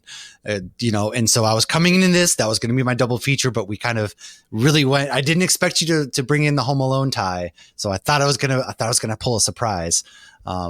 Still kind of is, but that dude, without a doubt, that is my double feature. Okay. What, now here's a question though, too, because I want to make sure, because like this obviously is part of a franchise. And like I said before, with the sequels in this, you could go a number of different ways. You could go directly into 2, which would be a fine choice. You could go into 3 and not miss much with 2. Like 2 doesn't really factor into 3 at all in like sort of the timeline here. You could also go into New Nightmare as well, and it not really affect that much as far as the storytelling perspective goes. So, is there any specific sequel you would follow this up with as far as your double feature? Ooh, I will go Dream Warriors because I haven't watched it and you are giving it some very high praise. And so now I'm like, okay, I want to follow up now and I want to watch Dream Warriors because I haven't seen it in such a long time that I think watching these two back to back would be pretty fun. Yeah, Dream Warriors would be great. I haven't watched it back to back like this, but like New Nightmare would be a good one to go back to back with too. Yeah. And that's the end of this really Freddy's run, but New Nightmare is like sort of the meta horror film that Wes Craven does before It is. Scream. Yeah. And it's phenomenal. It's the best in the series, I think, by far as films go. It's just, it would be good. So I'm gonna say New Nightmare. And look, I would say this, like, I've seen all of them, so it doesn't matter to me what I follow it up with. It could be that, but I think that sequence, as long as you've seen other ones, you don't. But here's the thing: you don't necessarily have to have seen those for the story to make sense. You just have to have the pop cultural awareness. I mean, if you Freddy just know Krueger that and there's movies, you just have to know that there are movies. That's all. Exactly. 100% what I was going to say. Like, you don't need to know anything that happens in these movies. If you know who Freddy Krueger is, which I think even people who don't watch horror movies would know, and then just know that he kills people in their dreams. That's all you need to know. And then you can watch any of these movies. Yeah, exactly. All right. So here's another poll that I'm going to go. I'm actually, instead of double featuring with the movie, I have a TV episode to do this with. This is a Twilight Zone episode, and it's called Perchance to Dream. I remember I watched this right before we met. When I was at Langley. I watched it when I'm at now. Yeah, there you go.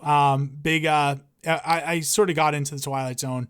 So original air date on this was November 27th, 1959. It's season 1 of Twilight Zone, episode 9. So I'll give you like a little synopsis of this. So Edward Hall, he seeks the aid of a psychiatrist. When he first enters the doctor's office, so tired he's barely able to stand. He helps him to the couch, the psychiatrist. Hall begins to drift to sleep, but suddenly jolts awake.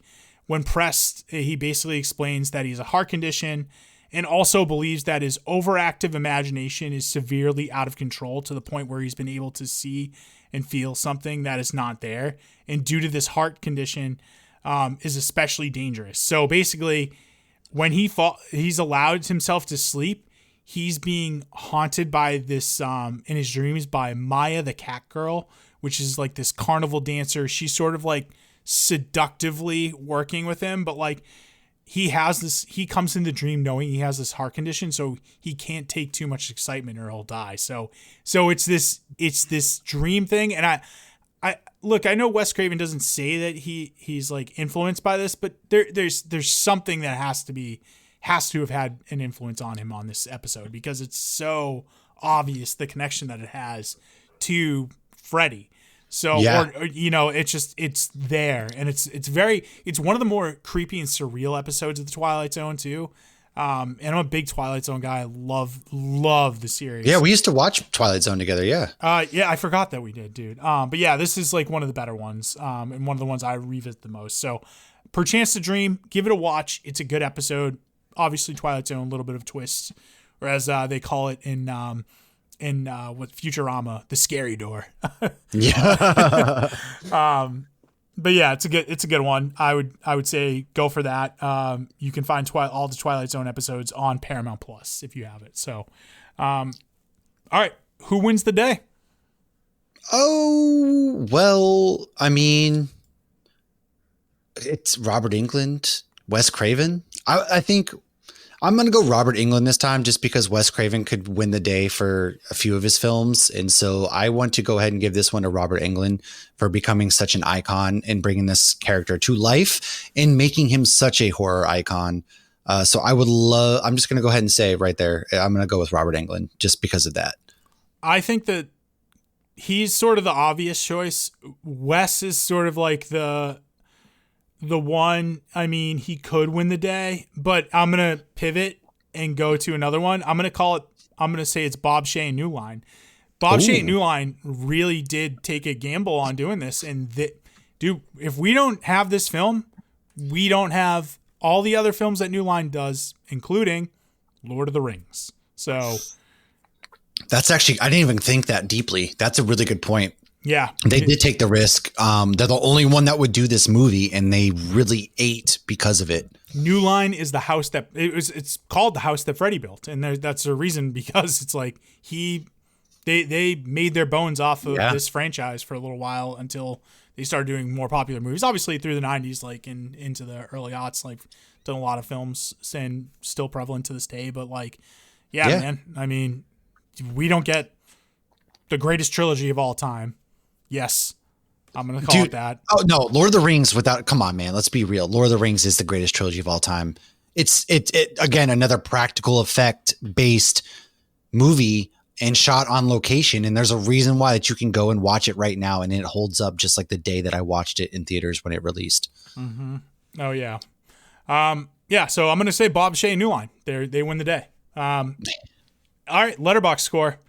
I'll go first this time. For this one, look, it's horror royalty. It is the film that really reinvigorated the slasher genre in being that sort of hybrid between a possession and a slasher film. As I read in that essay before, I love that take on it. And it's something that's very unique to the genre. And you created one of the greatest horror icons of all time in Freddy, and one of the greatest horror actors of all time in Robert Englund.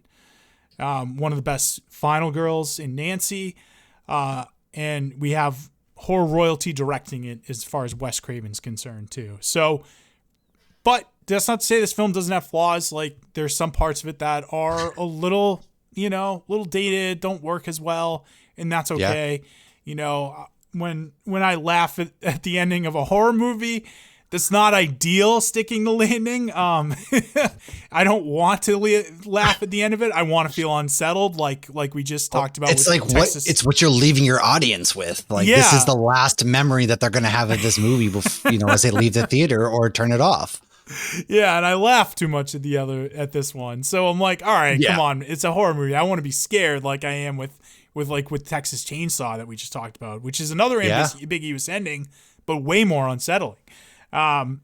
So for that, I'm going to give it 4 out of 5 stars. I think it's perfectly set. It's not like top tier. I mean, it's not top tier horror. Like when we talk about Exorcist or like we talked about last year, it's close. It's not there. But it's still amazing. And I revisit it as often as I possibly can.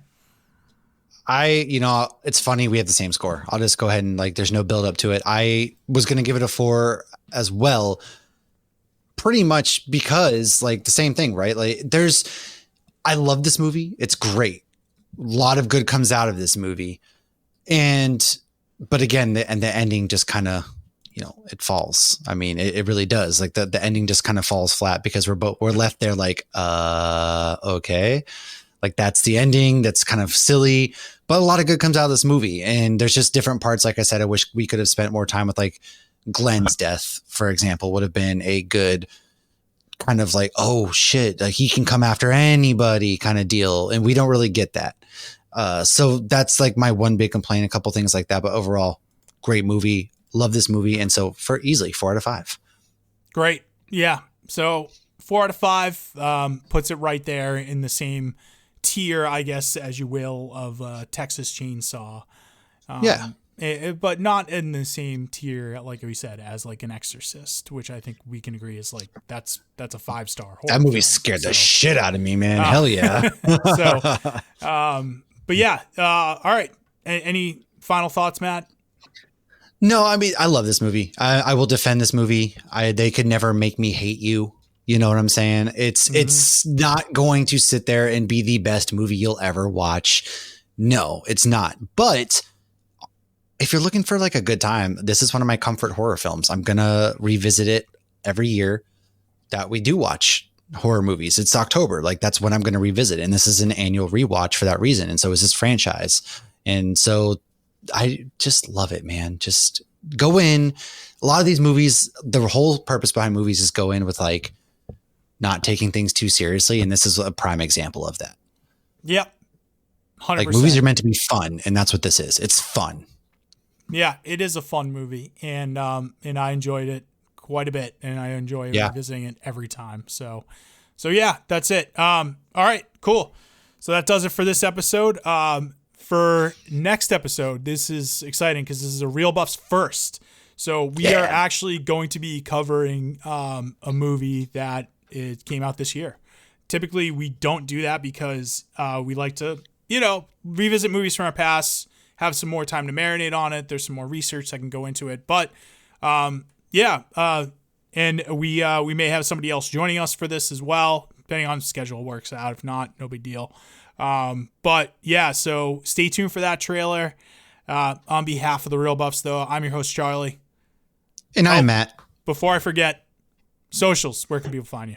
I was just going to say that. I was like, oh, do you want to do socials? Yeah. So pretty much the easiest way to find and get a hold of me on social media, because it's exhausting enough as it is Hops Geek News. That's where I'm at on all the socials. You can Threads, Twitter, Facebook. If not, Matthew Tyler with 2 R's, of course, because I'm basic.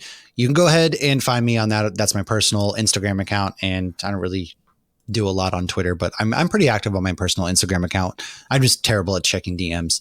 But yeah, man, that's where you can find me. Come hang out. Cool. Same for us here at the Real Buffs. Instagram at the Real Buffs. Same with Threads, and that's real spelled REEL. It's a play on words, not REAL. Sir Charles, Sir_Charles_Mac is my personal one.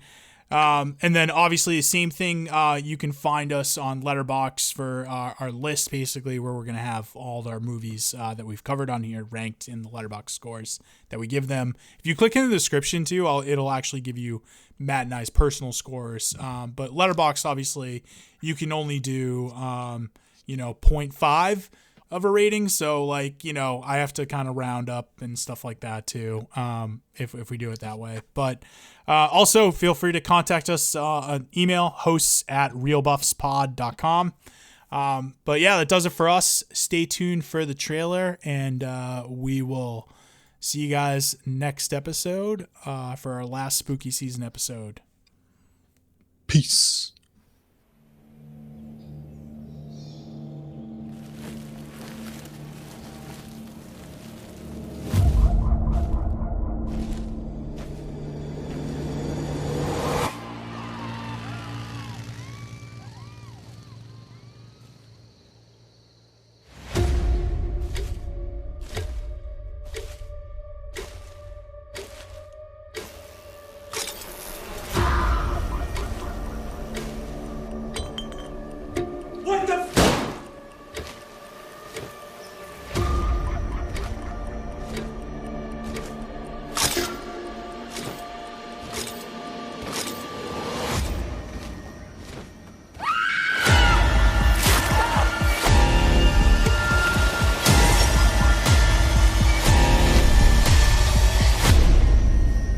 Animals don't get too hung up on reason. They just keep killing.